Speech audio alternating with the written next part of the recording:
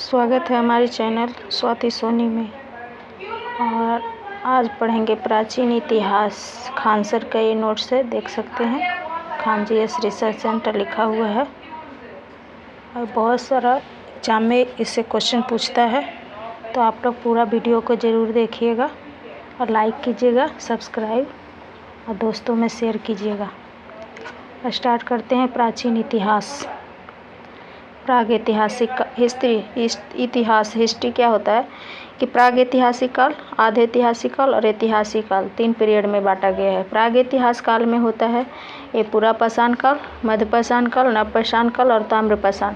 आधे ऐतिहासिक काल में आता है सिंधु सभ्यता, कांस्य सभ्यता और हड़प्पा। ये सब ऐतिहासिक काल में प्राचीन काल, मध्यकाल, आधुनिक काल, नेहरू काल और विश्व, ये सब पढ़ेंगे।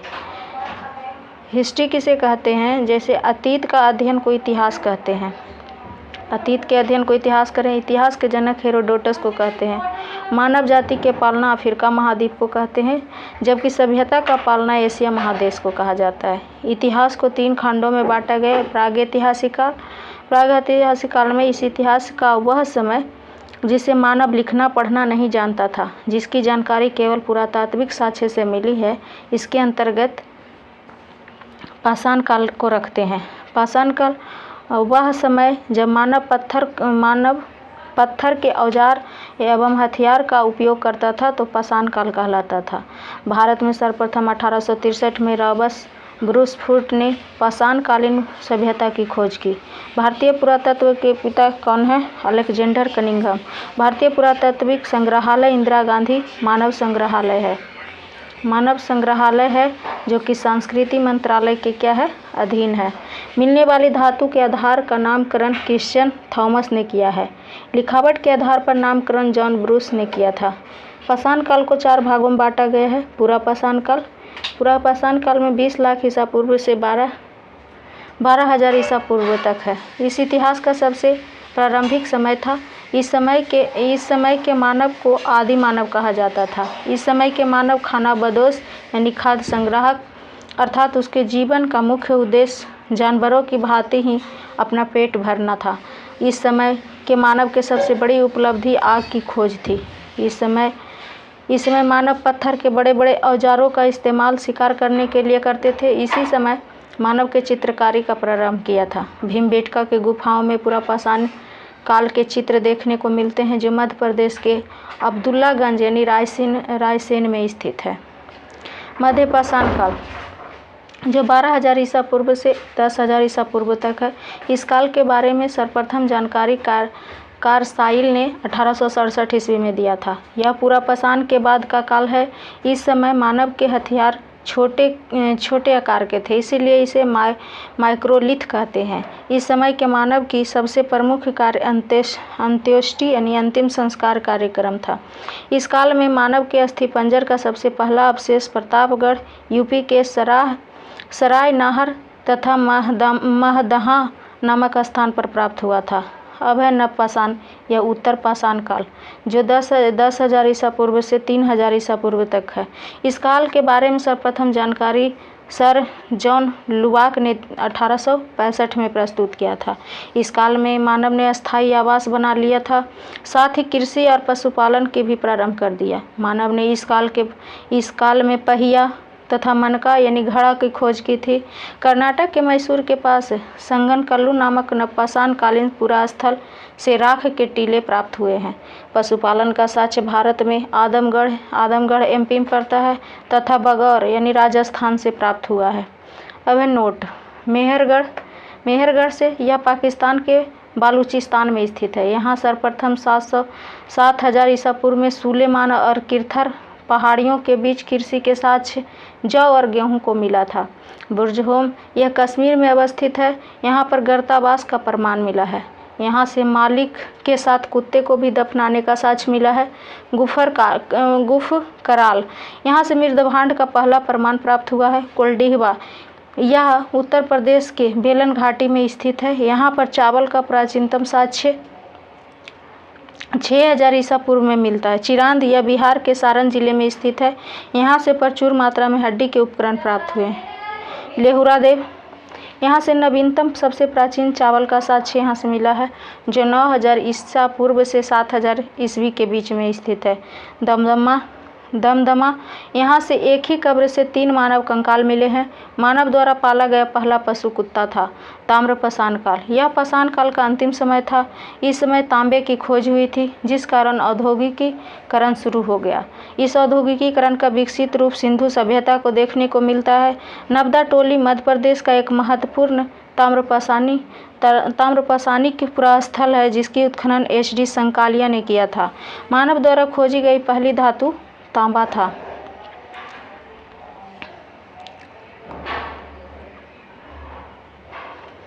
अब है वन लाइनर। इतिहास के जनक हेरोडोटस को कहते हैं भारतीय पुरातत्व के पिता। अलेक्जेंडर के नाम में मानव द्वारा पाला गया प्रथम जानवर कुत्ता था। किस काल के माइक्रोलिथ कहा जाता है? तो मध्यपाषाण को। किस काल में मानव आखेटक या शिकारी था? तो पुरापाषाण काल में। किस स्थान में पहली बार चावल की साक्ष्य है? तो इलाहाबाद के कोल्डिहवा में। मानव द्वारा खोजी गई पहली धातु कौन था? तांबा था। सबसे पहले कृषि का प्रमाण कहाँ को देखने को मिलता है? कृषि मेहरगढ़ में। सबसे पहले चावल का साक्ष्य कहाँ देखने को मिलता है? कोल्डिहवा में। आग का आविष्कार किसने किया, कब हुआ था, किस काल में? तो पुरापाषाण काल में। पहिए का आविष्कार हुआ नवपाषाण काल में। भीमबेटका की गुफाएं किसके लिए प्रसिद्ध है? तो गुफाओं के शैल चित्र के लिए। राख का टीला किस नवपाषाणिक स्थल से संबंधित है? संगनकल्लू के लिए। रॉबर्ट ब्रूस फुट जो थे भूगर्भ वैज्ञानिक थे एवं पुरातत्वविद थे। हड्डी से निर्मित जो आभूषण भारत के मध्य पाषाण काल के संदर्भ में कहाँ से प्राप्त हुआ था? तो महदहा से। किसको चारकोलिथ युग कहा जाता है? तो ताम्रपाषाण को। कोपेनहेगन संग्रहालय की सामग्री से पाषाण, कांस्य और लौह युग का त्रियुगीय विभाजन किया थॉमसन ने। एक ही कब्र से 3 मानव कंकाल निकले थे दमदमा से। भीमबेटका की गुफाएं कहाँ स्थित है? अब्दुल्लारगंज रायसेन में। भारतीय पुरातत्व सर्वेक्षण किस मंत्रालय के अधीन है? संस्कृति मंत्रालय। राष्ट्रीय मानव संग्रहालय कहाँ स्थित है? भोपाल में। गैरिक मृतभांड पात्र OCP का नामकरण हस्तिनापुर में हुआ था। उत्खनित प्रमाणों के अनुसार पशुपालन का प्रारंभ हुआ था मध्यपाषाण काल में। मध्यपाषाणिक प्रसंग में पशुपालन के प्रमाण जहाँ मिले हैं वह स्थान है आदमगढ़। खदानों की कृषि सर्वप्रथम प्रारंभ हुआ था नवपाषाण काल में। भारत में मानव का सर्वप्रथम साक्ष्य कहाँ हुआ था? नर्मदा घाटी में। मानव द्वारा सर्वप्रथम प्रयुक्त अनाज जौ। भारतीय उपमहाद्वीप में कृषि के प्राचीनतम साक्ष्य है लहुरादेव से। किस एक का पुरास्थल से पाषाण संस्कृति को लेकर हड़प्पा सभ्यता को संस्कृति अवशेष प्राप्त हुए हैं? तो मेहरगढ़ से। नर्मदा टोली का उत्खनन कौन किया है? तो HD संकालिया ने। नर्मदा टोली किस राज्य में है? मध्य प्रदेश में। किस स्थान पर मानव के साथ कुत्ते दफनाए जाने का साक्ष्य? बुर्जहोम में। गर्त आवास का साक्ष्य बुर्जहोम में। विंध्य क्षेत्र के किस शिलालेख से सर्वाधिक मानव कंकाल मिला है? तो लेखहिया से। पाषाणकालीन सभ्यता तथा संस्कृति का अन्वेषण 1862 ईस्वी में सर्वप्रथम किसने किया था? ब्रूस फुट ने। भारतीय प्राक इतिहास का पिता कौन है? Robert Bruce foot. पुरापाषाण काल को किस अन्य नाम से जाना जाता है? तो आखेट युग को।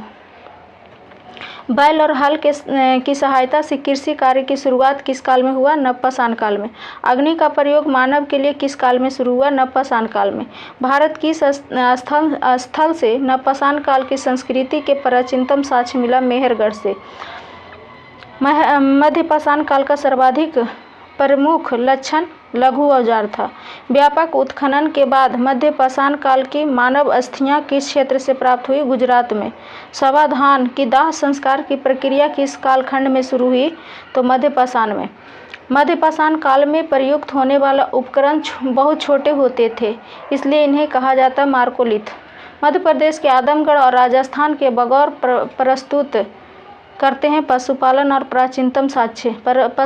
प्राचीनतम साक्ष्य से। इस काल में मानव के अस्थिपंजर यानी शारीरिक प्रारूप की सबसे पहला अवशेष स्थान से प्राप्त हुआ है तो प्रतापगढ़ उत्तर प्रदेश के सराह नहर और महदहा से। मेहरगढ़ में बसने वाले नवपाषाण युग के लोग अधिक उन्नत थे। वे गेहूँ, जौ और रुई उपजाते थे। वे घरों में रहते थे। कैसा घर में? तो कच्ची ईंटों के घरों में। दक्षिण भारत के नव पाषाणी काल सभ्यता का मुख्य स्थल बेलारी कर्नाटक में है। विंध्य क्षेत्र का वह शिलालेख जहाँ सर्वाधिक मानव कंकाल प्राप्त हुआ है तो लेखहिया से। भारतीय पुरातत्व सर्वेक्षण के प्रथम महानिदेशक थे जॉन मार्शल। ये ख़त्म हो गया, ऑब्जेक्टिव भी करेंगे जब ख़त्म हो जाएगा ना सब। तो दूसरा है आधि ऐतिहासिक काल। इस काल में मानव द्वारा लिखी गई लिपि को पढ़ा नहीं गया। लिखा गया पर पढ़ा नहीं गया। आध मतलब आधा काम हुआ, किंतु लिखित साक्ष्य मिले हैं। इस काल की जानकारी स्रोत पुरातात्विक साक्ष्य ही है, इसलिए इसे सिंधु सभ्यता रखते हैं। इसमें सिंधु सभ्यता को रखते हैं। सिंधु सभ्यता, यह सभ्यता सिंधु नदी के तट पर मिली थी, इसलिए इसे सिंधु सभ्यता कहते हैं। इनकी जानकारी के लिए पहली खुदाई हड़प्पा से हुई थी, अतः इसे हड़प्पा सभ्यता भी कहा जाता है। सिंधु सभ्यता की जानकारी चार्ल्स मैसन ने 1826 में दिया था। सिंधु सभ्यता सर्वेक्षण जेम्स कनिंघम ने 1853 में किया था। इसका जो सर्वेक्षण है जेम्स कनिंघम ने किया था। सिंधु सभ्यता 13 लाख वर्ग किलोमीटर में फैला हुआ है। लॉर्ड कर्जन ने 1904 में पुरातत्व विभाग की स्थापना किया था, जिसके महानिदेशक थे सर जॉन मार्शल। सिंधु सभ्यता का नामकरण भी कौन किया था? जॉन मार्शल ने किया था। सिंधु सभ्यता की पहली खुदाई दयाराम साहनी ने किया था। सिंधु सभ्यता का जो आकार था त्रिभुजाकार था। सिंधु सभ्यता विश्व की सबसे पहली शहरी सभ्यता थी। इसका विकास 2500 ईसा पूर्व से 1700 ईसा पूर्व तक हुआ था।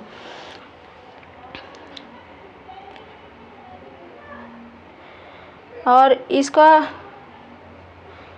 इसका जिया हुआ था चारों। पूरब में था आलमगीरपुर हिंडन नदी पे, उत्तर में है चिनाब, जम्मू कश्मीर में मांडा में, उत्तर में चिनाब नदी पे, और पश्चिम में सूतकांगीडोर दास्क नदी पर, और दक्षिण में दाइमाबाद है परबरा नदी पर। परबरा जो है गोदावरी की सहायक नदी है। इसकी पश्चिमी सीमा जो है पाकिस्तान के सूतकांगीडोर में थी, जो कि दास्क नदी के तट पर थी। इसकी उत्तरी सीमा कश्मीर के मांडा में चिनाब नदी के तट पर थी। इसकी खुदाई जगपति जोशी ने 1982 में किया था, उत्तरी सीमा का जम्मू कश्मीर का। इसकी पूर्वी सीमा जो था उत्तर प्रदेश के आलमगीरपुर में थी, जो कि हिंडन नदी के किनारे था। इसका यज्ञदत्त शर्मा के नेतृत्व में उत्खनन किया गया था। इसकी दक्षिणी सीमा महाराष्ट्र के दैमाबाद प्रवरा नदी के तट पर था। यहाँ से धातु का एक रथ यानी इक्का गाड़ी का प्रमाण मिला है। कहाँ से? दाइमाबाद से। अब है सिंधु सभ्यता का प्रमुख स्थल। तो ये हड़प्पा सभ्यता, हड़प्पा किस नदी पर पहले है? तो हड़प्पा है सिंधु नदी पे, हड़प्पा रावी नदी, मोहनजोदड़ो सिंधु नदी, कालीबंगा या कालीबंगन है घग्गर नदी, धौलावीरा लूनी नदी पे, चन्हुद्रो सिंधु नदी पे, लोथल है भोगवा नदी, कोटदीजी सिंधु नदी, बनवाली सरस्वती या रंगोई, रोपड़ सतलज, रंगपुर मादर, आलमगीरपुर हिंडन, सूतकांगीडोर दास्क और सुतका सादिकौर। ये हो गया सादिकौर। हड़प्पा का जो खोज हुआ था 1921 में, मोहनजोदड़ो 1922 में, कालीबंगन का हुआ था 1961 से 69 तक, धौलावीरा 1990-91 में, चन्हुद्रो 1931 में, लोथल 1955 या 1962 में, कोटदीजी 1953 में, बनवाली 1974 और रोपड़ 1953 से 56, रंगपुर 53-54, आलमगीरपुर 1958, सूतकांगीडोर 1927 में, सुतकोह को 1962 में। इसका जो हड़प्पा का उत्खनन करता था, हड़प्पा का था दयाराम साहनी और माधव स्वरूप वत्स थे। मोहनजोदड़ो रखाल दास बनर्जी थे और कालीबंगा के बीबी लाल और बीके थापर थे। धौलावीरा के रविंद्र सिंह बिष्ट और चन्हुद्रो गोपाल मजुमदार, लोथल रंगनाथ राव, कोटदीजी फजल अहमद खान, बनवाली रविंद्र सिंह बिष्ट, रोपड़ यज्ञदत्त शर्मा, रंगपुर रंगनाथ राव, आलमगीरपुर यज्ञदत्त शर्मा, सूतकांगीडोर ऑरेलस्टाइन, सुतकाह जॉल्स डेल्स ये था। और ये जो अवस्थित है आगे भी पढ़ेंगे इसके बारे में, तो इसको यहाँ पे स्किप कर देते हैं, आप लोग देख लीजिएगा। हड़प्पा 1921 में इसकी खुदाई दयाराम साहनी ने किया था। यह रावी नदी के तट पर है, पाकिस्तान के माउंट गोमरी जिला में स्थित है। पिगट ने हड़प्पा और मोहनजोदड़ो का एक विस्तृत साम्राज्य की जुड़वा राजधानी कहा। यहाँ से निम्नलिखित वस्तु मिला है, यानी हड़प्पा से क्या क्या चीज़ मिला है उसके बारे में जानें। कुम्हार के चाक मिला, श्रमिक आवास, लकड़ी की ओखली, RH-37 कब्रिस्तान, स्वास्तिक चिन्ह, अन्नागार, मातृदेवी की मूर्ति, लकड़ी का ताबूत और हाथी का कपाल मिला। चांदी के सर्वप्रथम प्रयोग हड़प्पा सभ्यता के लोगों ही किया था। मोहनजोदड़ो का भी खुदाई 1921 में हुआ था, रखाल दास बनर्जी ने किया था। यह पाकिस्तान के लारकाना जिला में है। यह सिंधु नदी के तट पर है। सिंधु सभ्यता का सबसे बड़ा शहर है मोहनजोदड़ो। यहाँ मृतकों का एक बहुत बड़ा टीला मिला है।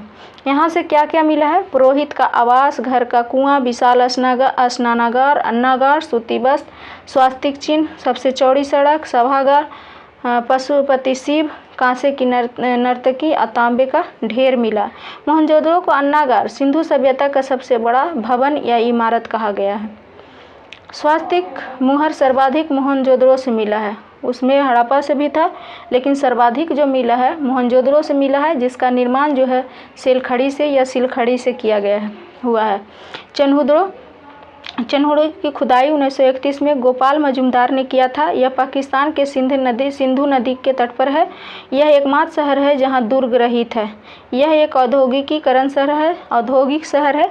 यहाँ से मिला है चन्हुड़ो से मेकअप का सामग्री, लिपस्टिक, शीशा, मनका, गुड़िया, सुई, अलंकृत ईंटा और बिल्ली का पीछा करता हुआ कुत्ता। ये सब कहाँ से? चन्हुड़ो से मिला है। अब है रोपड़। 1953।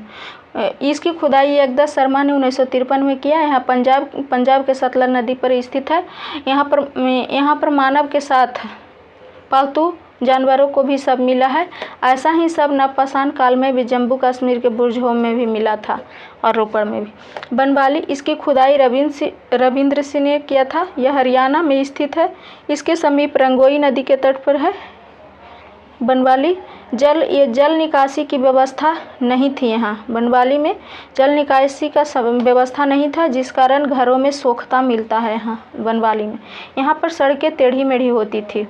कालीबंगा, इसका अर्थ होता है काली मिट्टी की चूड़ियाँ। काली मिट्टी की चूड़ियाँ होता है इसका अर्थ। इसका अलंकृत ईंट, चूड़ी, जूता हुआ खेत, हल, हवन कुंड आदि ये सब मिलता है। राजस्थान के सरस्वती यानी घग्गर नदी के किनारे हनुमानगढ़ जिला में है। इसकी खोज आलमानंद घोष द्वारा की गई थी। इसकी खुदाई बिक्के थापर एवं बिक्के लाल ने किया है। खोज आलमानंद घोष, खुदाई बिक्के थापर और बीबी लाल ने किया। धौलावीरा, यह गुजरात में स्थित है। यह सिंधु सभ्यता की सबसे बड़ा स्थल है। इसकी खुदाई रविंद्र सिंह बिष्ट ने किया था। सुरकोतदा, यह गुजरात में स्थित है। यहाँ से कलश सावधान तथा घोड़ों की हड्डी मिला है सुरकोतदा से। इसका खुदाई जगपति जोशी ने कराया था। लोथल, इसकी खुदाई एस.ए. राव ने भोगवा नदी के किनारे अहमदाबाद गुजरात में स्थित है। लोथल, यह सिंधु सभ्यता का बंदरगाह स्थल है। यहाँ गोदीबाड़ा का भी साक्ष्य मिला है। यहाँ के घरों के दरवाजे सड़कों की ओर खुलते थे और बाकी और सबका दरवाज़ा पीछे की ओर खुलता था। यहाँ का जो है लोथल का आगे की ओर। यहाँ फारस के मुहर मिली है जो विदेश व्यापार के संकेत है। यहाँ के युगल समाधान मिला है जो सती प्रथा के लिए प्रतीक है। रंगपुर यह गुजरात में स्थित है। यहाँ धान की भूसी मिली है। सिंधु सभ्यता का सबसे बड़ा स्थल धौलावीरा गुजरात प्लस पाकिस्तान दोनों में पड़ता है। भारत में सबसे बड़ा स्थल राखीगढ़ी हरियाणा में है। सिंधु सभ्यता का सबसे बड़ा शहर मोहनजोदड़ो है। कुनाल है। यह हरियाणा के हिसार जिला में है। यहाँ से चांदी के 2 मुकुट मिला है। सिंधु सभ्यता की विशेषताएं।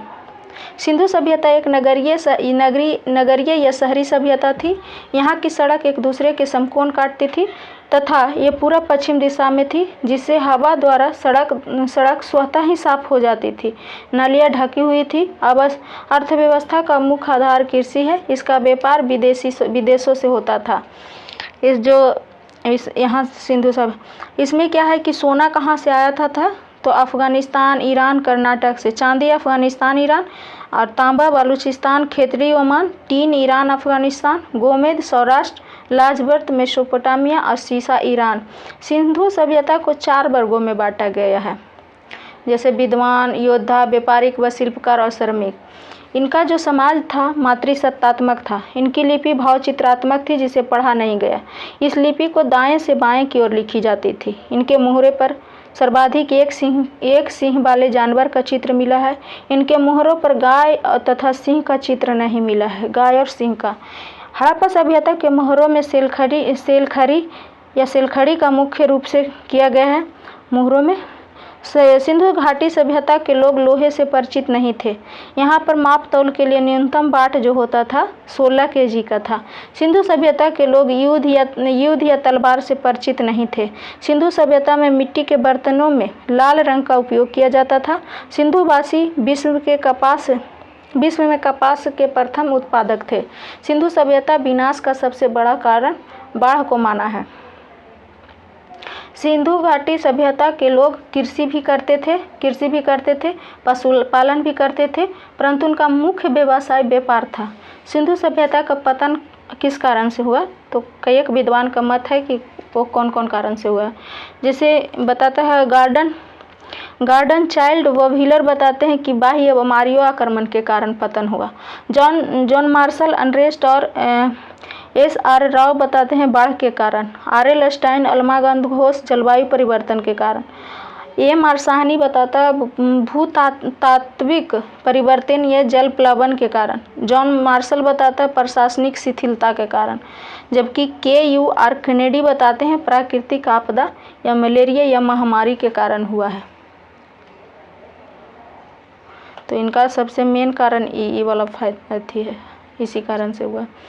अब मेसोपोटामिया की सभ्यता पढ़ेंगे जो 10,000 ईसा पूर्व। इसका विकास जो है इराक में टिग्रिस और यूफ्रेटस नदी यानी दजला फजात नदी के मध्य में हुआ है। यहाँ में की मिट्टी अत्यधिक उपजाऊ थी। यह सभ्यता ग्रामीण थी। इसकी अर्थव्यवस्था का मुख्य आधार कृषि था। इस समय मंदिरों के जिगुरद कहा गया है। इस समय के जो मंदिर था जिगुरद कहा गया है। मेसोपोटामिया की सभ्यता 4 भागों में सोमेरियन की सभ्यता, बेबीलोन, सीरिया की सभ्यता और कैलिडिया की सभ्यता। झूलता हुआ बगीचा बेबीलोन में स्थित है। झूलता हुआ बगीचा कहाँ स्थित है? बेबीलोन में। सिकंदर ने इस सभ्यता का विनाश कर दिया और इसके स्थान पर ग्रीक सभ्यता का थोप दिया।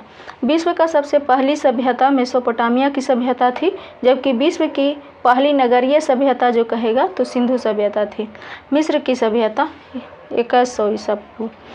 यह मिस्र के रेगिस्तान में स्थित है। इसे नील नदी का देन कहते हैं। इस सभ्यता का विकास फिरौन के नेतृत्व में किया गया है।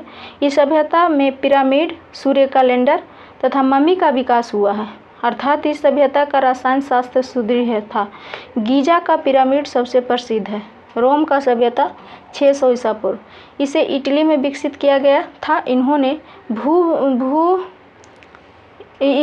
पूरे भूमध्य सागर पर अधिकार कर लिया। प्राचीन सभ्यता की सबसे विकसित सभ्यता ये था। आज भी इस सभ्यता काफी सुरक्षित बचा हुआ है रोम का सभ्यता, जो पर्यटन का आकर्षण केंद्र है।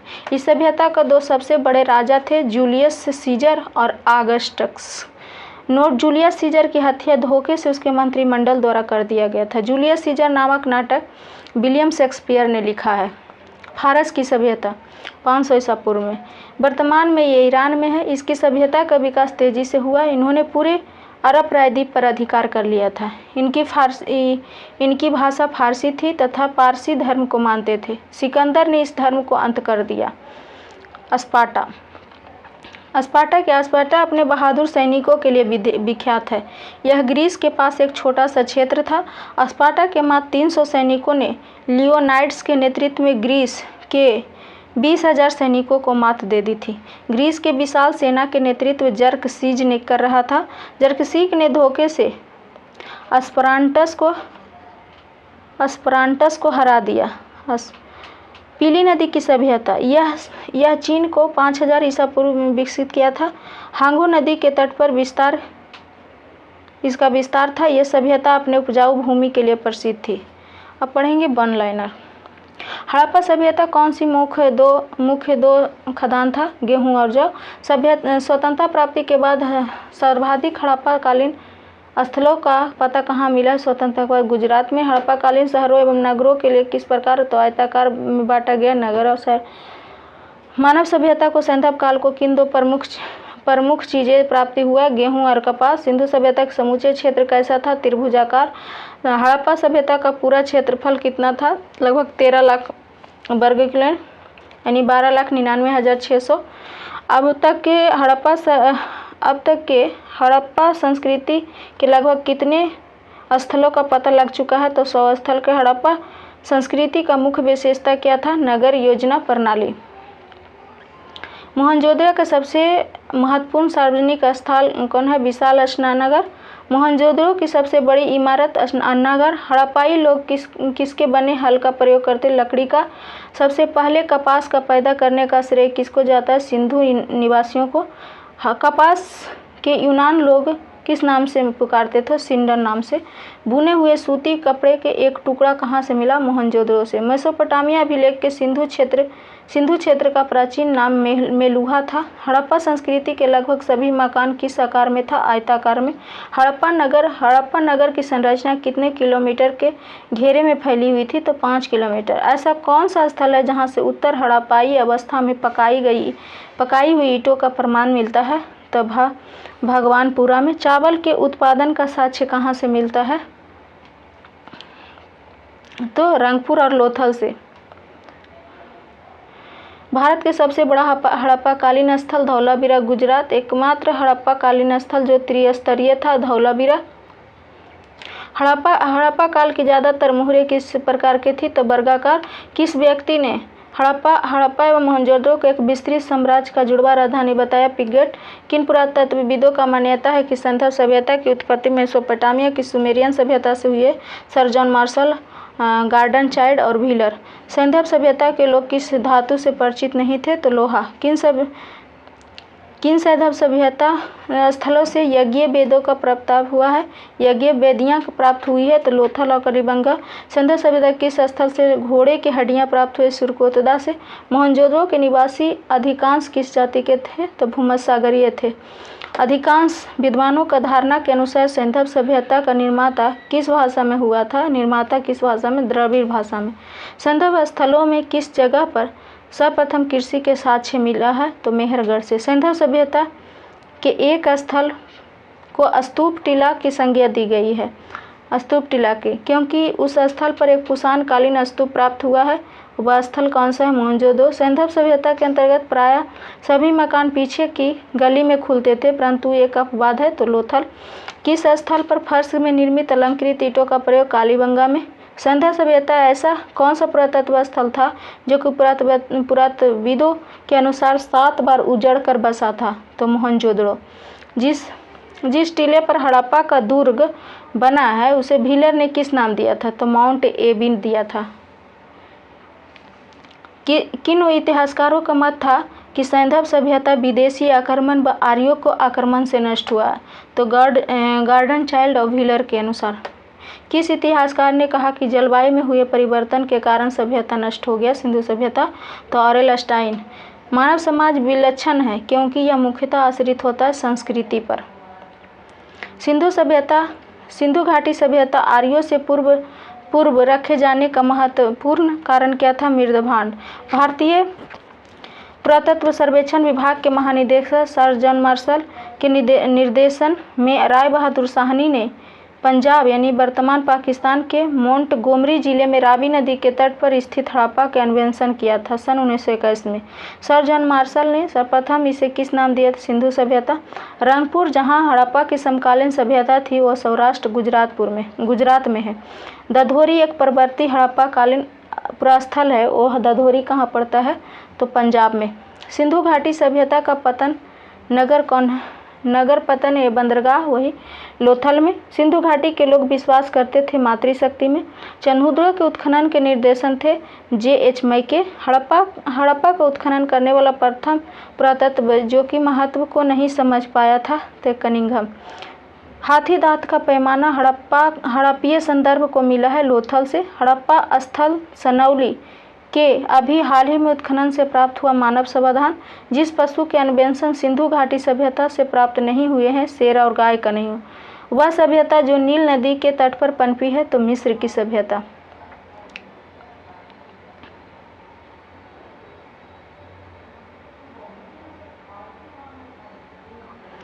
ऐतिहासिक काल।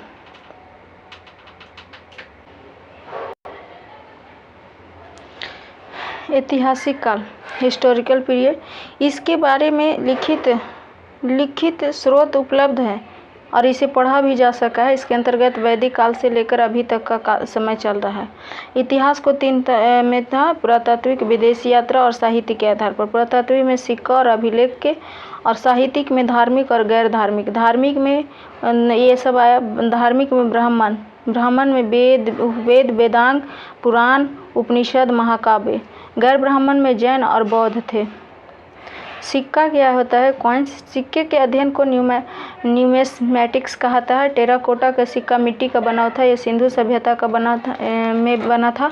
मौर्य काल के समय आहत या पंचमार्क सिक्के का प्रयोग होता था। आहत सिक्के पर लिखावट नहीं होती थी, केवल चित्र बने होते थे। यह पहला धातु का सिक्का था। पर्ण चांदी के सिक्के थे जो मौर्य काल में प्रचलित थे। पर्ण। सीसा का सिक्का जो था सातवाहन काल में प्रचलित था। पहली बार सोने का सिक्का यूनानी शासक द्वारा प्रचलित था। शुद्ध सोने का सिक्का कुषाण शासकों द्वारा प्रचलित था। सर्वाधिक मात्रा में तथा सबसे अधिक अशुद्ध सोने का सिक्का का गुप्त काल में प्रयोग हुआ। इस समय स्कंदगुप्त शासक थे। चांदी का सिक्का गुप्त काल में चंद्रगुप्त द्वितीय, विक्रमादित्य के समय ही प्रचलित हुआ था। मयूर शैली का सिक्का गुप्त काल में समुद्रगुप्त के समय प्रयोग में लाया गया था। इस सिक्के का प्रचलन गुप्त काल में सर्वाधिक हुआ था। मयूर शैली का। कौड़ी का प्रयोग भी गुप्त काल में हुआ था।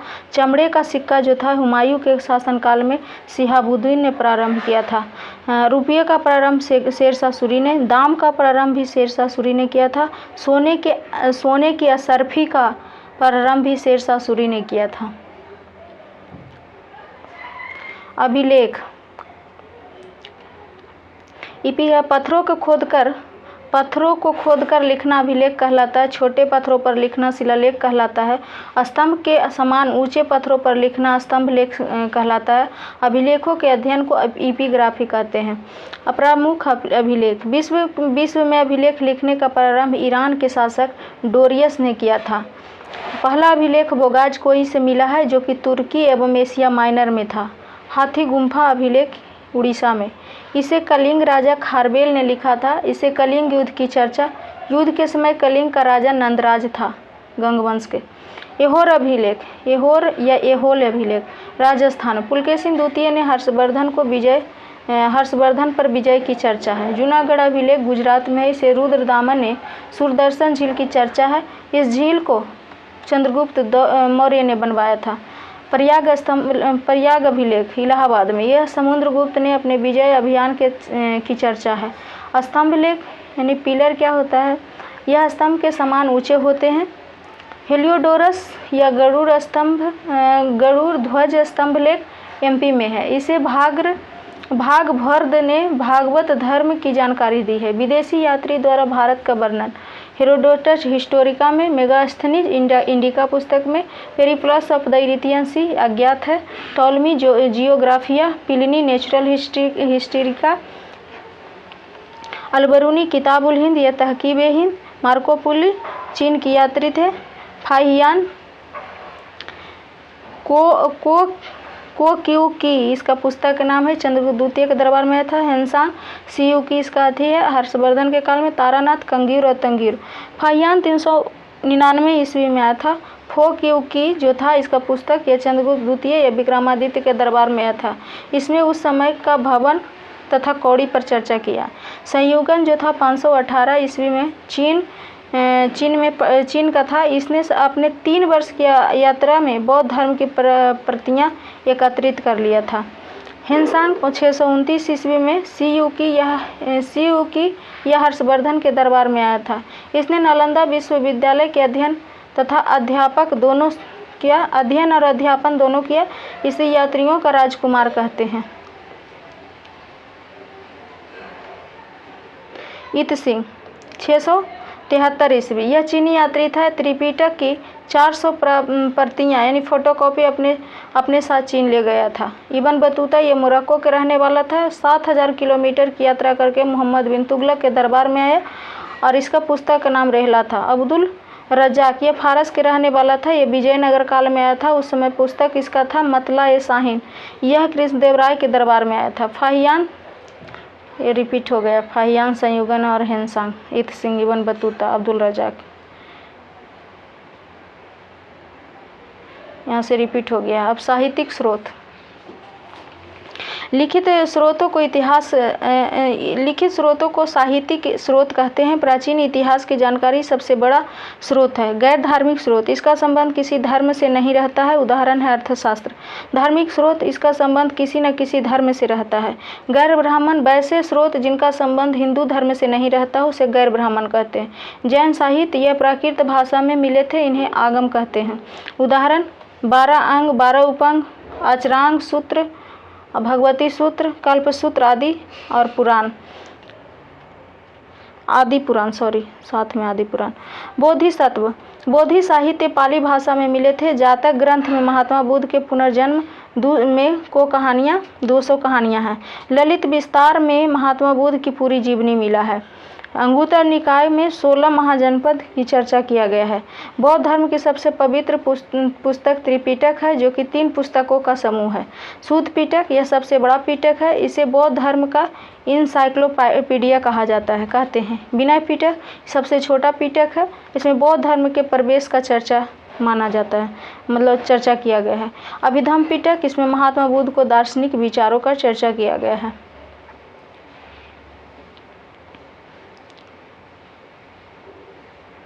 वेद, वेद का शाब्दिक अर्थ होता है ज्ञान। वेद ज्ञान, ज्ञानी क्या होता है? वेद को पढ़ने वाले को ज्ञानी को होत्री, सामवेद को उद्दिगाता, यजुर्वेद को अबर्यु, अथर्वयु और अथर्ववेद को ब्रह्मा कहते थे। इसका ऋग्वेद का जो ग्रंथ है कौशेतकी और ऐत्रेय, सामवेद का पंचविश और यजुर्वेद का ऐत्रेय और शतपथ, अथर्ववेद का गोपथ है। उपवेद में ऋग्वेद का यजुर्वेद, सामवेद का गंधर्ववेद, धनुर्वेद यजुर्वेद का, अथर्ववेद का शिल्पवेद। और ऋग्वेद का जो ज्ञानी था वो प्रजापति और सामवेद का नारद थे, यजुर्वेद का विश्वामित्र, अथर्ववेद के विश्वकर्मा थे।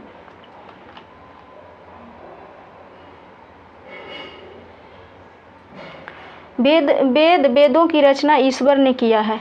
वेदों की रचना ईश्वर ने किया है, अतः वेद को अपरुषय कहा गया है। गुप्त काल में कृष्ण देवायन व्यास ने वेदों को संकलन किया है। प्रारंभ में वेदों की संख्या 3 है। ऋग्वेद, सामवेद, प्रारंभ में वेदों की संख्या 3 था, जिसमें सामवेद और ऋग्वेद यजुर्वेद था। इसे वेद को त्रयी कहा जाता था।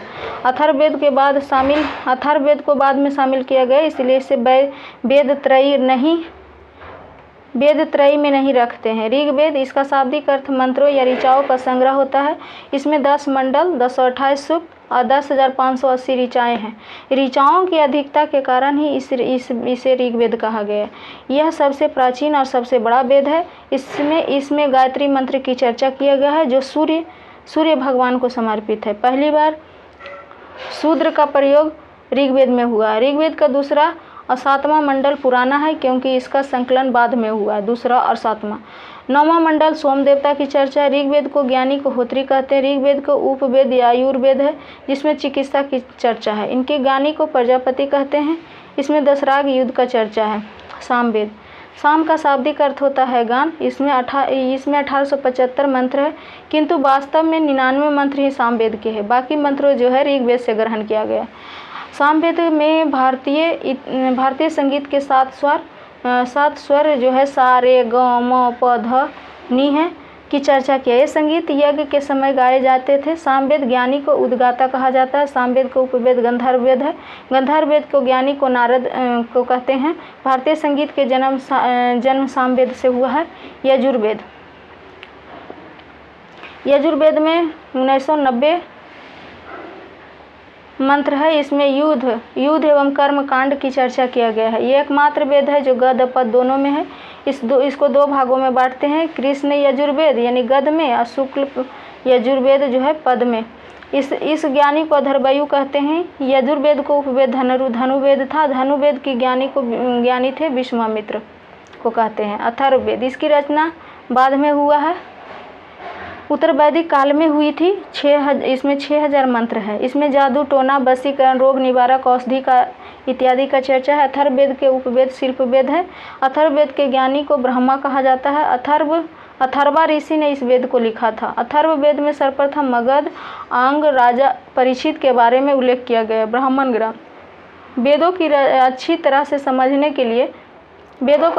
समझने के लिए ब्राह्मण ग्रंथ की रचना किया गया है। सभी वेदों के अपने अपने ब्राह्मण ग्रंथ हैं। नोट वैदिक काल में जौ को यव कहा जाता है, गेहूं को गोधि और चावल को ब्रीही कहा जाता था। अरण्य क्या है? वैसी पुस्तक जिसकी रचना जंगल में की गई थी अरण्य कहलाता है। इसकी संख्या 7 है। अथर्ववेद को छोड़कर सभी पुस्तक अरण्यक है। अथर्ववेद है जो उसको जंगल में नहीं हुआ था, लिखा गया था, रचना हुआ था। वेदांगों की संख्या 6 है। ट्रिक है ब्याजोनिसी कुछ। ब्याजो यानी व्याकरण, ज्योतिष, निरुक्त, निशे, अशीष, शिक्षा, कौश, कल्प, 6 छंद। व्याकरण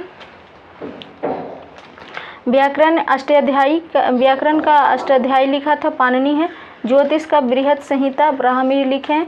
निरुक्त शास्त्र में शिक्षा शास्त्र, कल्प शास्त्र, छंद शास्त्र। निरुक्त की रचना यास्क महोदय ने किया था, जिसका अर्थ होता है भाषा विज्ञान। गौतम ऋषि ने कल्प की रचना किया था। वेदांगों को पढ़ने वाले अध्यापक को उपाध्याय कहते हैं। पुराण इसकी रचना महर्षि लोमहर्ष तथा उग्रसर्वा ने किया था। इनकी संख्या 18 है।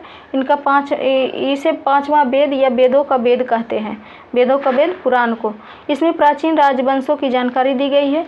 स्त्री और शूद्र को इसे पढ़ने की अनुमति नहीं थी, इसे सुन सकते थे। लेकिन विष्णु पुराण इससे मौर्य वंश की जानकारी मिलता है। मत्स्य पुराण इसमें सातवाहन वंश की जानकारी मिलती है। इसे विष्णु भगवान के 10 अवतारों की चर्चा मिलता है। वायु पुराण इसे गुप्त वंश की जानकारी मिलता है। इसमें लिखा गया कि समुद्रगुप्त की घोड़ा 3 समुद्र को पानी पीता था। वायु पुराण।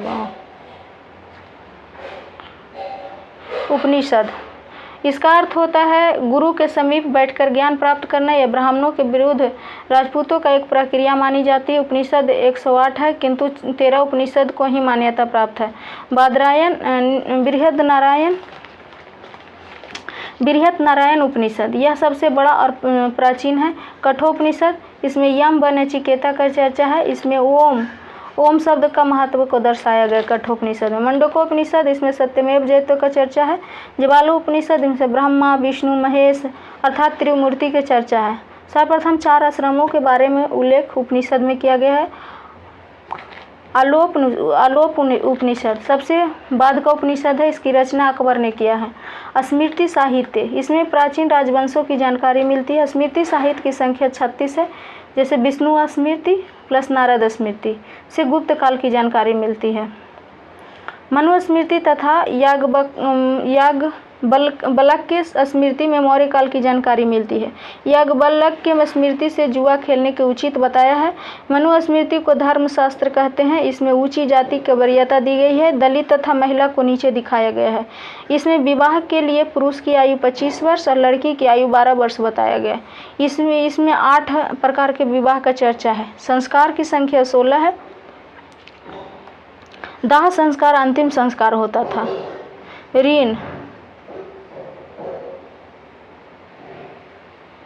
ऋण 3 प्रकार के होते हैं। देव ऋण धार्मिक अनुष्ठान कर इससे मुक्ति मिलती थी। देव ऋण। ऋषि ऋण इसमें अपने पुत्र को शिक्षित कर इससे मुक्ति मिलती थी। अपने पुत्र को शिक्षित करके ऋषि ऋण। पितृ ऋण संतान उत्पन्न कर इस ऋण से छुटकारा पाया जा सकता था। ईर्थ ऋण। पुरुषार्थ 4 प्रकार के। धर्म जो सामाजिक नियम व्यवस्था, अर्थ आर्थिक संसाधन, काम जो था शारीरिक सुख भोग, मोक्ष था आत्मा का उद्धार। आश्रम 4 प्रकार के होते थे। आश्रम की संख्या 4 था। जन्म से 5 वर्ष की अवस्था को बाल्यावस्था या शिशु अवस्था कहता था। 4 जो आश्रम था, ब्रह्मचार्य 5 से 25 वर्ष के गुरुकुल में शिक्षा लेता था ये, वैसे ब्रह्मचर्य। गृहस्थ जीवन 25 से 50 वर्ष परिवार के साथ।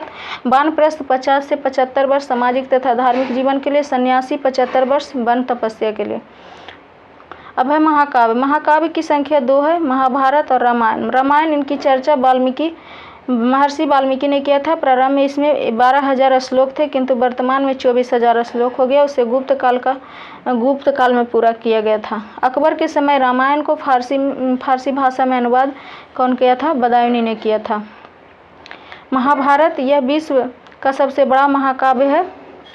इसकी रचना वेद व्यास ने किया। इसका प्रारंभिक नाम जय संहिता था। इसमें 8800 श्लोक है। वर्तमान में 1,00,000 श्लोक है। महाभारत के खंडों को पर्व कहा गया है। इसमें कुल 18 पर्व है। सबसे महत्वपूर्ण पर्व जो है भीष्म पर्व है, जिसमें अर्जुन और कृष्ण के वार्तालाप की चर्चा है। भीष्म पर्व को भागवत गीता यज्ञ गीता कहा गया है। भीष्म पर्व को अकबर के समय महाभारत को फारसी भाषा में रजमनामा के नाम से अनुवाद किया गया था।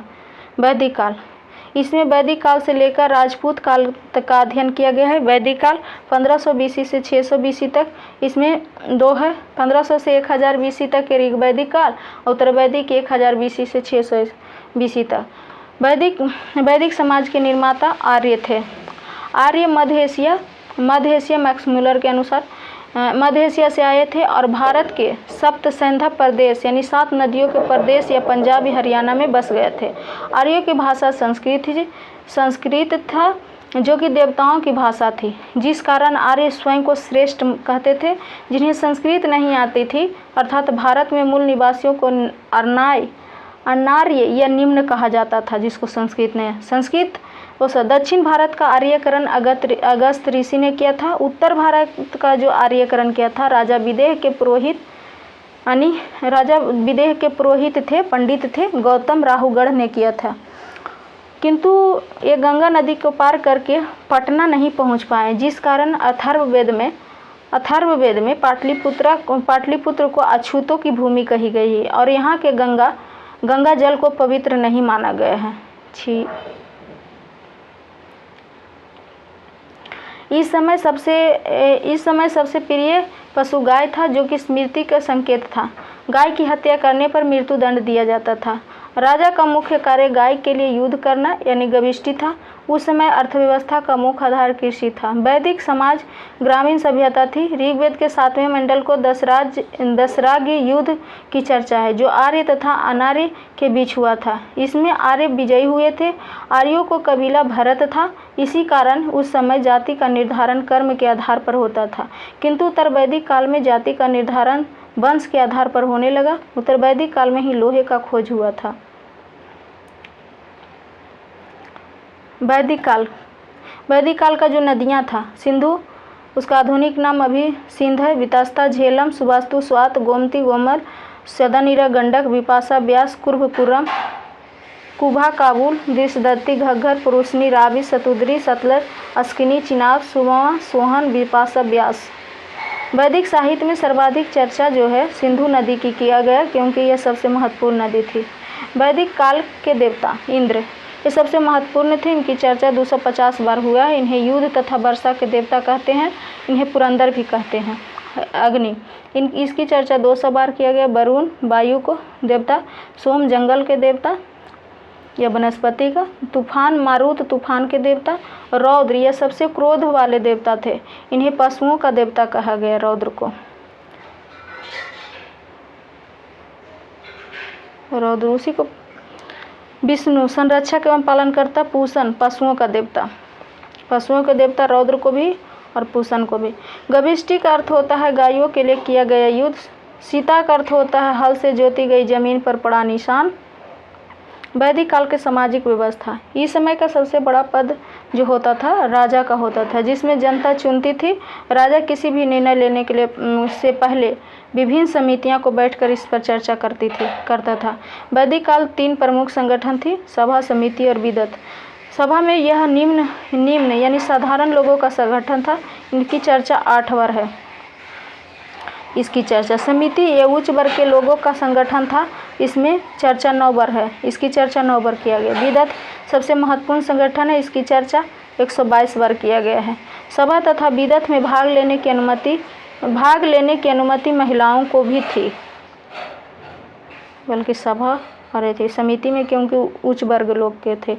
वैदिक समाज की सबसे छोटी इकाई गांव थी, जिसके मालिक ग्रामिक कहते थे, ग्रामिक कहा जाता था। सबसे बड़ी इकाई जन होती थी, जिसके मालिक को राजन कहते थे। उत्तर वैदिक काल में लोहे की खोज हो जाने के कारण कृषि तथा अर्थव्यवस्था में तेजी से परिवर्तन होने लगा और समाज धीरे धीरे ग्रामीण सभ्यता से नगरीय सभ्यता की ओर अग्रसर होने लगा।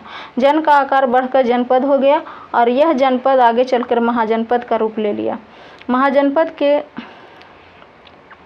का काल सिंधु सभ्यता के बाद दूसरी नगरीय सभ्यता थी। भारत में कुल 16 महाजनपद हुए, जिसकी चर्चा बौद्ध ग्रंथ के अंगुत्तर निकाय में मिलेगा।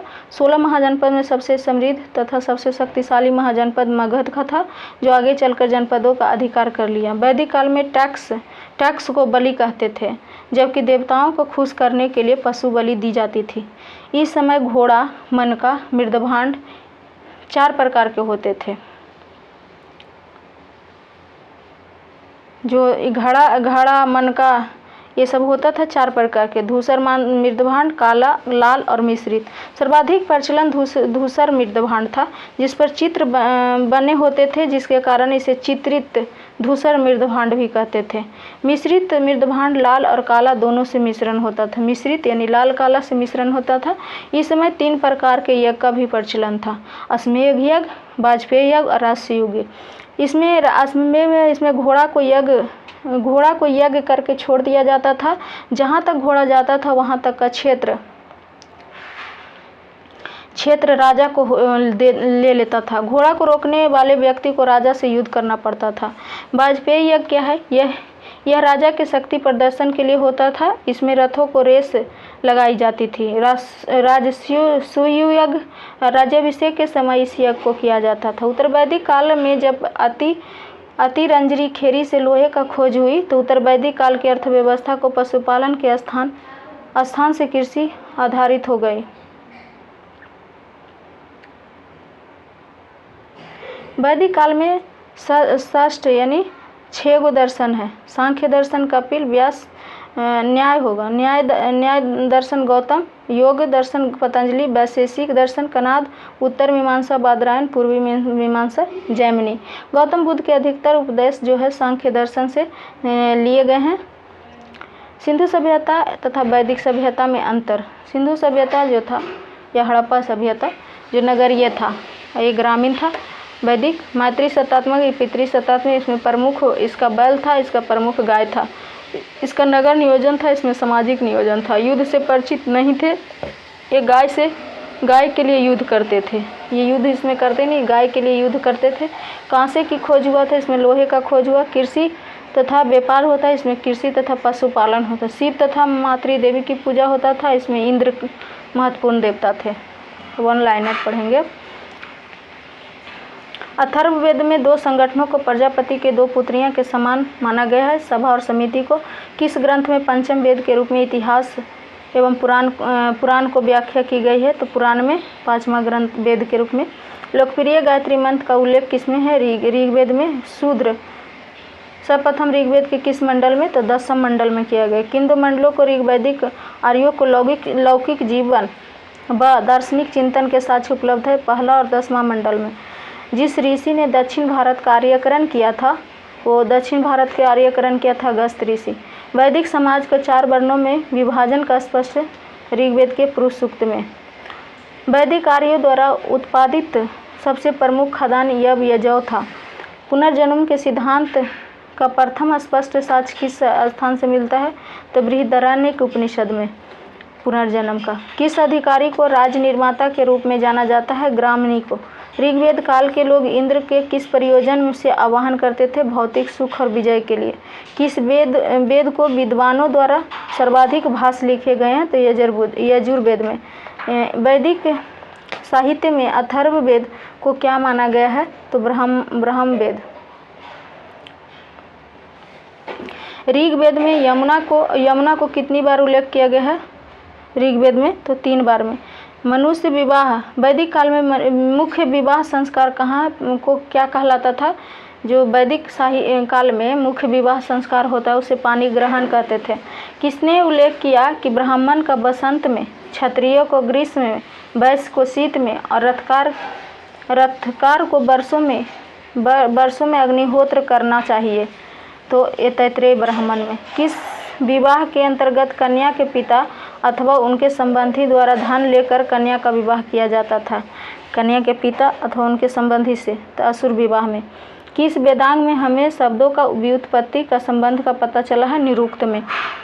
ऋग्वैदिक सभ्यता को किन क्षेत्रों में केंद्रित किया गया? तो पंजाब और दिल्ली। ऋग्वेद में 10वें मंडल में है शूद्र का चर्चा। सत्यमेव जयते किस उपनिषद से है? तो मुंडकोपनिषद।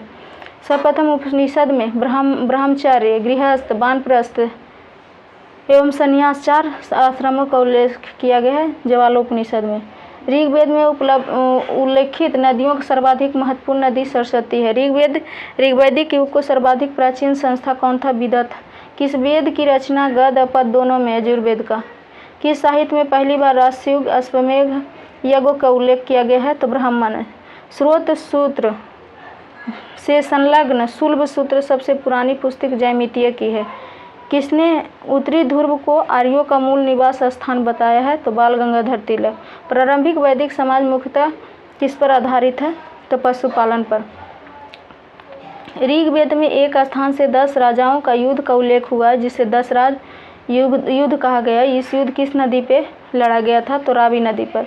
मानसेहरा, सहवाजगढ़ी, बोगाजकोई तथा जूनागढ़ अभिलेखों में से जो ईरान से भारत आर्यों का आने की सूचना देता है बोगाजकोई में। शंकराचार्य, एनी बेसेंट, विवेकानंद तथा बाल गंगाधर तिलक ने से वह आर्यों की आदि देश के बारे में लिखा है बाल गंगाधर तिलक। पुरुष मेध का उल्लेख शतपथ ब्राह्मण में। शतपथ ब्राह्मण का उल्लेखित राजा विदेह माधव से संबंधित ऋषि गौतम राहुगण थे। गोत्र शब्द का प्रयोग सर्वप्रथम ऋग्वेद में। गोत्र प्रथा की स्थापना उत्तर वैदिक काल में हुआ था। ऋग्वेद काल में जनता मुख्यतः विश्वास करती थी बलि और कर्मकांड में। सिंधु, सरस्वती, वितास्ता, यमुना से वह नदी जिसे ऋग्वेद को मातेत्मा, देवीतित्मा, नदीत्मा के रूप में संबोधित किया गया था, तो सरस्वती को। प्राचीन काल में आर्यों का जीविकोपार्जन का मुख्य साधन क्या था? शिकार था। गायत्री मंत्र की रचना विश्वामित्र ने किया था। पुराणों की संख्या 18। भागवत गीता मौलिक रूप से लिखी गई थी संस्कृत में। महाभारत मूल्यतः मानी जाती है जय संहिता का रूप। हिंदू पौराणिक कथा के अनुसार समुद्र मंथन हेतु जिस सर्प ने रस्सी के रूप में स्वयं को प्रस्तुत किया था वासुकी। उपनिषद में ऋग्वेद का मूल लिपि ब्राह्मी था। वैदिक कर्मकांड में होत्री ऋग्वेद को में है। अवेस्ता ऋग्वेद के में समानता का अवेस्ता संबंधित ईरान से अधन्य माना जाता है। गाय को ऋग्वेद काल में प्रारंभ में महत्वपूर्ण मूल्यवान संपत्ति समझा जाता था। गाय को संस्कारों की संख्या 16 है। जीविकोपार्जन हेतु वेद वेदांग को पढ़ने वाले अध्यापक को उपाध्याय कहते थे। वैदिक युग में प्रचलित लोकप्रिय शासन प्रणाली वंश परंपरागत राजतंत्र था। सभा और समिति की प्रजापति की 2 पुत्रियां आयुर्वेद तथा जीवन का विज्ञान का उल्लेख अथर्ववेद में। सर्वाधिक ऋग्वेद सूक्त समर्पित है इंद्र को। ऋग्वेद में इंद्र के बाद सर्वाधिक संख्या का मंत्र है अग्नि का 200 बार और इंद्र के 250 बार। ऋग्वेद में युद्ध देवता को समझा जाता है इंद्र को। पूर्व वैदिक आर्यों का सर्वाधिक लोकप्रिय देवता इंद्र थे। गायत्री मंत्र के नाम से प्रसिद्ध मंत्र है ऋग्वेद।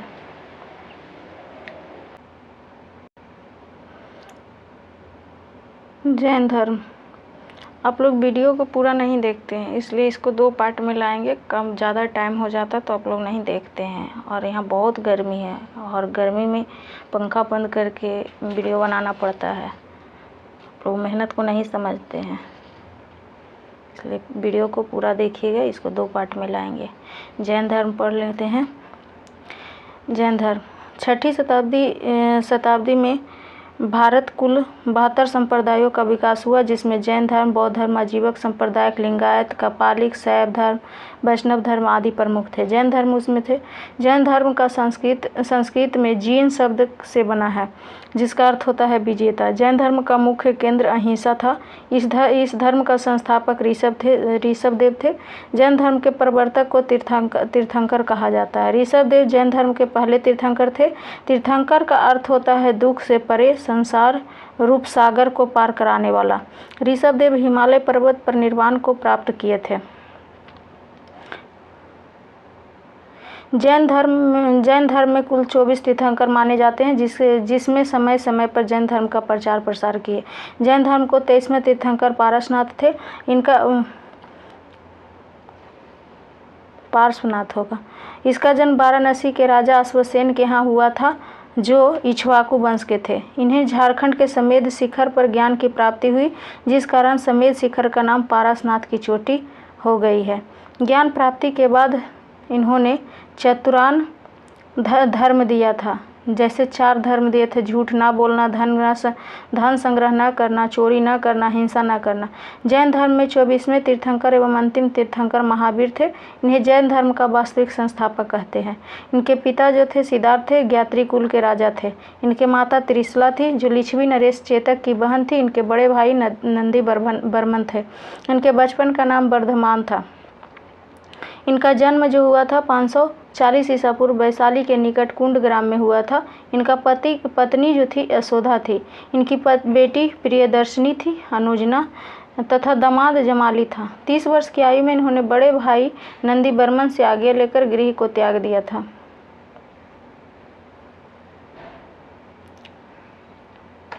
12 वर्ष की कठोर तपस्या के बाद जाम्बरिक ग्राम में एक साल वृक्ष यानी बरगद के नीचे रिजुपालिका नदी के तट पर इन्हें ज्ञान प्राप्ति हुआ।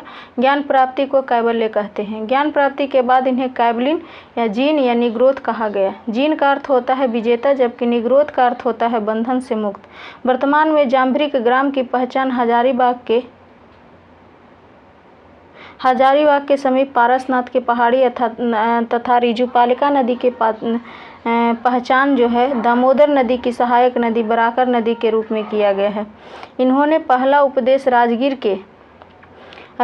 के बितुलाचल पहाड़ी पर बराकर नदी के तट पर प्राकृत यानी अर्धमगही भाषा में दिया, जबकि अंतिम उपदेश जो था पावापुरी में दिया था। महावीर स्वामी का पहला भिक्षु उनका दामाद जमाली बना। प्रथम जैन भिक्षुणी चंपा थी, जो राजा दधिवाहन की बहन थी। ज्ञान प्राप्ति के बाद इन्होंने पारसनाथ द्वारा प्रारंभ चतुरायन धर्म ब्रह्मचर्य शब्द जोड़कर पंचायन धर्म कर दिया। 4 गो जो पारसनाथ किए थे, अब 5वां धर्म ये पंचायन का धर्म कर दिए, 5वां ब्रह्मचर्य जोड़ करके। और जैसे कि 5 धर्म में अब कौन कौन आ गया: अहिंसा, जानबूझकर या अनजाने में भी किसी का हिंसा न करना, सत्य यानी सदा सत्य बोलना, अस्तेय किसी व्यक्ति को कोई वस्तु बिना उसकी इच्छा के ग्रहण नहीं करना, ना ही ऐसी कोई इच्छा करना, अपरिग्रह किसी प्रकार का संग्रह नहीं करना, ब्रह्मचर्य व्रत को सख्ती से पालन करना। जैन धर्म को 5 श्रेणियां हैं: तीर्थंकर जिसे मोक्ष की प्राप्ति होती है उसे तीर्थंकर, अरहत वो जो निर्वाण को प्राप्ति करता है और अग्रसर हो अरहत, आचार्य जो जैन भिक्षुओं के समूह का प्रमुख हो, उपाध्याय जैन धर्म के शिक्षक, और साधु जो थे सारे जैन भिक्षु थे। महावीर स्वामी को त्रिरत्न दिए थे: सम्यक ज्ञान, सम्यक दर्शन, सम्यक आचरण। भगवान महावीर ने ज्ञान प्राप्ति के बाद पहले मतों का प्रचार प्रसार के लिए एक संघ की स्थापना किया, जिनमें 11 अनुयायी थे। महावीर स्वामी ने ईश्वर के अस्तित्व को नहीं माना, जिस कारण मूर्ति पूजा और कर्मकांड का विरोध किए, अतः इन्हें अनेश्वरवादी भी कहा जाता है। इन्होंने पुनर्जन्म को माना और पुनर्जन्म का सबसे बड़ा कारण आत्मा को बताया। आत्मा को सताने के लिए इन्होंने कहा कि मोक्ष प्राप्ति के बाद पुनर्जन्म से मुक्ति मिल जाएगी। महावीर स्वामी को अहिंसा पर सर्वाधिक बल दिया, जिस कारण उन्हें कृषि और युद्ध पर प्रतिबंध लगा दिया। महावीर स्वामी दिए गए उपदेश को 14 पूर्वी नामक पुस्तक में, यानी 14 पूर्व नामक पुस्तक में जैन धर्म की सबसे प्राचीन पुस्तक ये है। महावीर स्वामी ने अपने उपदेश जो है प्राकृत भाषा में दिए थे। महावीर ने अपने उपदेश में अनेकांतवाद की चर्चा किया है। 72 वर्ष की अवस्था में 468 ईसा पूर्व में पावापुरी में इनकी मृत्यु हो गई, निर्वाण हो गई। मृत्यु को निर्वाण कहते। पावापुरी में उस समय मल्ल गणराज्य के अधीन था, जिसका शासक जो था हस्तपाल था। महावीर स्वामी के बाद प्रथम उपदेश देने वाला आर्य सुधर्मा को घोषित किया गया था। भद्रबाहु तथा स्थूलबाहु इनके दो सबसे प्रिय अनुयायी थे। मौर्य काल में मगध पर 12 वर्षीय भीषण अकाल पड़ा, जिस कारण भद्रबाहु अपने अनुयायियों के साथ दक्षिण भारत में कर्नाटक चले गए। इन्हीं के साथ ही चंद्रगुप्त मौर्य आए थे, जिसने कर्नाटक के सारवन बेलगोला में संलेखना यानी संथारा से प्राण त्याग कर दिए थे। संलेखना में होता है भूखे प्यासे उसमें नदी में सवा जाना। इस भीषण अकाल में भी स्थूलबाहु तथा उसके अनुयायी मगध में ही रुके रहे। जब अकाल खत्म हो गया तो भद्रबाहु क्या हुआ कि मगध को लौट गए, किंतु इन दोनों में विवाद हो गया। भद्रबाहु के नेतृत्व वाले लोग निर्वस्त्र रहने लगे, जिन्हें दिगंबर कहा गया, जबकि स्थूलबाहु के नेतृत्व वाले लोग वस्त्र धारण करने लगे, जिसे श्वेतंबर कहा गया। जैन धर्म के विस्तृत प्रचार के लिए 2 जैन संगीतियाँ हुई। पहली जैन संगीति 300 ईसा पूर्व में हुआ था, जो पाटलिपुत्र में हुई थी। इसकी अध्यक्षता स्थूलबाहु ने किया था। उसी समय भद्रबाहु ने 12 अंग नामक पुस्तक की रचना किया था। द्वितीय जैन संगीति जो 6ठी शताब्दी में गुजरात के वल्लभी में हुआ था, इसकी अध्यक्षता देवाधिछमा श्रवण ने किया था। उसी संगीति में 12 उपांग, उसमें 12 अंग, इसमें 12 उपांग, 12 उपांग की रचना किया गया है। जैन साहित्य को आगम कहते हैं। जैन भिक्षु के निवास को बसदे कहा जाता है। निवास को बसदे। जैन तीर्थंकरों को जीवनी भद्रबाहु द्वारा रचित कल्पसूत्र में है। अनुवर्त सिद्धांत जैन धर्म से संबंधित है। स्यादवाद, अनेकांतवाद, सप्तभृंगी ज्ञान, जीन, निग्रोथ, तीर्थंकर, कैवल, ये सब शब्द जो है जैन धर्म से। जैन धर्म मानने वाले प्रमुख राजा थे अजातशत्रु, उदयन, बादराज, चंद्रगुप्त मौर्य, खारबेल, राष्ट्रकूट, अमोघवर्ष, चंदेल शासक, ये सब। जैन मंदिर हाथी सिंह गुजरात राज्य में स्थित है। यानी एक मंदिर है जैन का हाथी सिंह नाम से, वो गुजरात में है। प्रसिद्ध जैनी जल मंदिर जो है बिहार के पावापुरी में स्थित है। मौर्योत्तर युग में मथुरा जैन धर्म का प्रसिद्ध केंद्र है। मथुरा कला का संबंध जैन धर्म से, बौद्ध धर्म से और हिंदू धर्म तीनों से है। जैन धर्म का सर्वाधिक व्यापार वर्ग का बीच फैला रहा। महावीर के अनुयायियों को निग्रंथ के रूप में जाना जाता है। महावीर के मुख्य शिष्य थे गंधर। महावीर के जो मुख्य शिष्य को गंधर कहा जाता है। महावीर के धार्मिक उपदेशों का संकलन पूर्वा नामक पुस्तक में मिला है।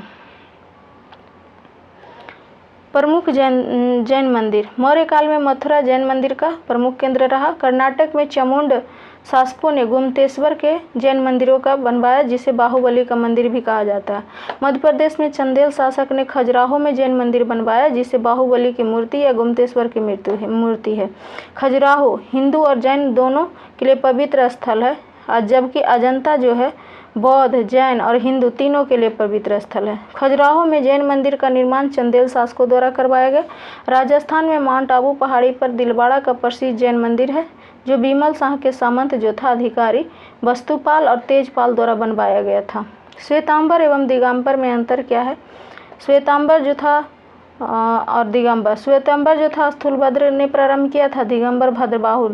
ये सफ़ेद वस्त्र धारण करते थे, इन्हीं वस्त्र रहते थे, इन्हीं नंगा रहते थे। महिलाओं को मोक्ष मिल सकता था, इसमें महिलाओं को मोक्ष नहीं मिल सकता। इसमें 19वां तीर्थंकर मल्लीनाथ महिला थी, जबकि 19वां तीर्थंकर मल्लीनाथ पुरुष था। इसके अनुसार महावीर स्वामी विवाहित थे और दिगंबर बताते हैं कि महावीर स्वामी अविवाहित थे। जैन धर्म के विनाश का कारण क्या हुआ कि जैन धर्म कठिन, उसका भाषा कठिन था, कठोर नियम था, महिलाओं का सम्मान था, राज्यों का संरक्षण न प्राप्त होना, निवस्त्र रहना, ब्रह्मचर्य रहना, ये सब इस कारण फ्लॉप हो गया। कह रहा है कि जैन धर्म में तीर्थंकर उनके प्रतीक ऋषभदेव का चिन्ह है। पहले थे ऋषभदेव, उनका बैल है, अजीतनाथ हाथी, संभवनाथ तीसरा थे, अश्व, छठा है पद्म प्रभु कमल, सातवां सुपार्श्वनाथ स्वास्तिक, मल्लीनाथ कलश, नेमिनाथ नीलकमल, अरिष्टनेमी शंख, पारसनाथ सर्प, महावीर स्वामी का सिंह है, 24वां है, पारसनाथ 23वां, 22वां अरिष्टनेमी। बनलारी महावीर की जन्म 540 ईसा पूर्व में लगभग वैशाली में कहाँ हुआ था? कुंडग्राम में। जैन धर्म में सर्वप्रथम विभेद किसने उत्पन्न किया था? जमाली ने किया। जैन धर्म का महत्वपूर्ण ग्रंथ जो संस्कृत में लिखा हुआ है तो कल्पसूत्र में। जैन मतलामणी ने किस आम बोलचाल भाषा का था? प्राकृत भाषा का। मथुरा एवं उज्जैन किस धर्म के प्रधान केंद्र है? तो जैन धर्म का। किस जैन ग्रंथ को महावीर के कठोर तपस्या और कायोक्लेश का रोचक विवरण मिलता है? आचरांक सूत्र में। जैन धर्म के द्वितीय संगीति का अध्यक्षता देवाधीश क्षमा सर्वन ने किया था। किस जैन संगीति ने जैन धर्म के महत्वपूर्ण 12 अंगों का परिवर्णन किया था? प्रथम जैन संगीति। आजीवक नामक नए संप्रदाय के मोखलीपुत घोषाल ने किया। पार्श्वनाथ के अनुयायी को क्या कहते हैं? निग्रंथ कहते हैं। पार्श्वनाथ ने जिस धर्म का प्रतिपादन किया था वो जीन कल्प था। जैन परिकरणों की संख्या 10 होता। महावीर स्वामी का सर्वप्रथम अनुयायी व्यापारी वर्ग का था। सर्वप्रथम जैन धर्म मुख्यतः किस वर्ग तक सीमित रहा? व्यापारी वर्ग तक। महावीर द्वारा शिक्षित किए मूल सिद्धांतों को कितने ग्रंथ में संकलित किया? 14 ग्रंथों में। महावीर स्वामी द्वारा शिक्षित किए गए मूल सिद्धांत को 12 अंगों में किनके द्वारा संयुक्त? संभूति, विजय और भद्रबाहु द्वारा। जैन धर्म को 12 अंगों को सर्वाधिक महत्वपूर्ण अंग है आचरांक सूत्र, भगवती सूत्र। नियुक्ति नामक जैन ग्रंथ का लेखक भद्रबाहु था। जैन धर्म में कितने प्रकार का ज्ञान का उल्लेख किया गया? 5 प्रकार का। जैन धर्म ग्रंथों का अंतिम रूप से किस संगीति का संकलन किया था? संकलित लिपिबद्ध किया गया तो द्वितीय जैन संगीति में। ऋग्वेद को श्लोकों में किन तीर्थंकरों का नाम स्पष्ट है? तो ऋषभ एवं अरिष्टनेमी को। ऋग्वेद में 2 का है, ऋषभदेव और अरिष्टनेमी का। कल्पसूत्र नामक महत्वपूर्ण ग्रंथ की रचना किसने किया? भद्रबाहु ने। दक्षिण में जैन धर्म का प्रचार का श्रेय किसे जाता है? तो भद्रबाहु को एवं चंद्रगुप्त मौर्य को। जैन परंपरा के अनुसार ऐसे कौन से आचार्य हुए जो श्वेतांबर एवं दिगंबर दोनों अनुयायी का श्रद्धेय हो गए थे? तो उमा स्वामी। किसके राजप्रसाद में महावीर स्वामी का निर्वाण यानी मृत्यु हुआ था? तो मल्ल राजा सस्तीपाल के। दक्षिण भारत में जैन धर्म का प्रचार किन राजाओं के काल में हुआ था? राष्ट्रकूट के काल में। कुंडलपुर जन्म स्थान हुआ था महावीर स्वामी का। महावीर जैन की मृत्यु नगर हुआ था किस जगह पर? पावापुरी में। भारत में धार्मिक प्रथाओं के संदर्भ में स्थानकवासी संप्रदाय किस संबंध थे? जैन मत से। जैन धर्म के संस्थापक थे ऋषभ। जैन धर्म के प्रथम तीर्थंकर ऋषभदेव। जैन तीर्थंकर पार्श्वनाथ जो स्थानों से मुख्यतः किस स्थान से संबंधित थे? तो वाराणसी से। तीर्थंकर शब्द संबंधित है जैन से। प्रभास गिरी जिनका तीर्थ स्थल है वो जैन है। प्रभास गिरी जिनका तीर्थ स्थल है वह है जैन। जैन धर्म में पूर्ण ज्ञान को कैवल्य कहा गया। त्रिरत्न सिद्धांत, सम्यक दर्शन, सम्यक धारण, सम्यक चरित्र, सम्यक ज्ञान किस धर्म की महिमा है? तो जैन धर्म का। अनुव्रत सिद्धांत का प्रतिपादन जैन धर्म में। स्यादवाद सिद्धांत भी जैन धर्म में। जैन दर्शन के अनुसार सृष्टि की रचना एवं पालन पोषण सार्वभौमिक विधान से हुआ है। अनेकांतवाद किसका क्रोध सिद्धांत एवं दर्शन है? तो जैन बद का अनेकांतवाद। जैन संप्रदाय में प्रथम विभाजन के समय श्वेतांबर संप्रदाय का संस्थापक कौन है? स्थूलभद्र। जैन धर्म के आधारभूत बिंदु अहिंसा था। यापनीय किसका एक संप्रदाय है? यापनीय जैन धर्म का। कौन सा सबसे पूर्वकालिक जैन ग्रंथ है? तो 14 पूर्व। प्रारंभिक जैन साहित्य किस भाषा में थे? तो अर्धमागधी में। प्रारंभिक में, ऐसे प्राकृत में। कौन सा स्थल पार्श्वनाथ से संबंध होने के कारण जैन सिद्ध क्षेत्र माना जाता है? तो झारखंड का समेध शिखर। भगवान महावीर के प्रथम शिष्य थे जमाली। किस जैन सभा में अंतिम रूप से श्वेतांबर आगम का संपादन था? पाटलिपुत्र। महावीर प्रथम अनुयायी थे जमाली। महावीर के प्रथम अनुयायी जमाली थे, उनका दामाद। समाधि मरण किस संबंधित है? जैन धर्म से। सारवन बेलगोला में गोमतेश्वर की विशाल प्रतिमा किसने करवाई थी? तो चामुंड राय ने। अजीब संप्रदाय, वही अजीब या अजीबक सांप्रदायिक संस्था व माखली गोसाल था। किसने प्रतिपादन किया था कि भाग ही सब कुछ निर्धारित करता है, मनुष्य असमर्थ है? तो अजीबक ने बताया था। संप्रदाय जो नियति की अटलता में विश्वास करता है, अजीबक। बराबर के गुफाओं का उपयोग किसके आश्रय गृह के रूप में किया था? तो अजीबकों ने। उत्तर प्रदेश में बौद्ध एवं जैन भिक्षु दोनों के लिए प्रसिद्ध स्थल कौन सा है? तो कौशाम्बी है। महान धार्मिक घटना महामस्तकाभिषेक किससे संबंधित है, जिसके लिए की जाती है? तो बाहुबली के लिए।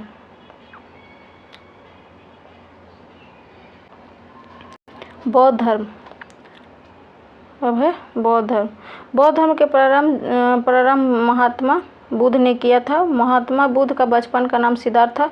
इनका जन्म 563 ईसा पूर्व में नेपाल के लुम्बिनी कपिलवस्तु में हुआ था। इनका पिता सूर्योधन क्षत्रिय निषाद के गण के प्रधान थे। इनका माता महामाया कोलीय वंश की थी। जन्म के 7 दिन बाद ही महामाया की मृत्यु हो गई थी। इनके मौसी गौतमी जो थी, इनके लालन पालन किया था। गौतमी इनकी सौतेली माँ थी। इनका विवाह 16 वर्ष की अवस्था में यशोधरा यानी अशोधरा का गोपा या बिम्पा या भद कच्छना भी कहा जाता था नामक अति सुंदर स्त्री से हुआ था। यशोधरा बहुत सुंदर थी। इनका पुत्र का नाम जो था राहुल था। सिद्धार्थ को तथागत, कनक मुनि, शाक्य मुनि भी कहते हैं। इन्हें एशिया का ज्योतिपुंज भी कहा जाता है। एक दिन इन्होंने अपने राज्य में नगर भ्रमण के दौरान वो 4 अवस्थाओं जैसे गरीब बीमार व्यक्ति, वृद्ध व्यक्ति, शव और एक सन्यासी को देखा था, जिसके कारण इनके मन में वैराग्य यानी गृह त्याग की इच्छा उत्पन्न हो गई और 29 वर्ष की आयु में अपना गृह त्याग दिया, जिसे बौद्ध धर्म में महाभिनिष्क्रमण कहा गया। इन्होंने अलार कलाम से सांख्य दर्शन यानी वैशाली में तथा रुद्रकराम राजगिरी में योग दर्शन की शिक्षा ग्रहण कर ली। महात्मा बुद्ध अपने 5 मित्रों के साथ सारनाथ गए। मृगदाब वन में तपस्या करने लगे। 6 वर्ष तक कठोर तपस्या किए और वहाँ एक कन्या ने इसे कह दिया कि कहाँ सारनाथ बीना को इतना ना खींचो कि वह टूट जाए और इतना कम भी ना खींचो कि वह बजे ही नहीं। इस बात को सुनकर महात्मा बुद्ध सारनाथ से गया यानी यूरबेला में चले आया और तपस्या करने लगा। यहाँ इन्हें निरंजना यानी फल्गु नदी के तट पर पीपल वृक्ष के नीचे वैशाख पूर्णिमा के दिन ज्ञान की प्राप्ति हुआ। ज्ञान प्राप्ति के बाद वह वृक्ष जो था महाबोधि वृक्ष कहलाया तथा यह स्थान बोध गया कहलाया। ज्ञान प्राप्ति के बाद इन्हें महात्मा बुद्ध कहा गया। बुद्ध का शाब्दिक अर्थ होता है ज्ञान संपन्न व्यक्ति होता है। इन्होंने अपना पहला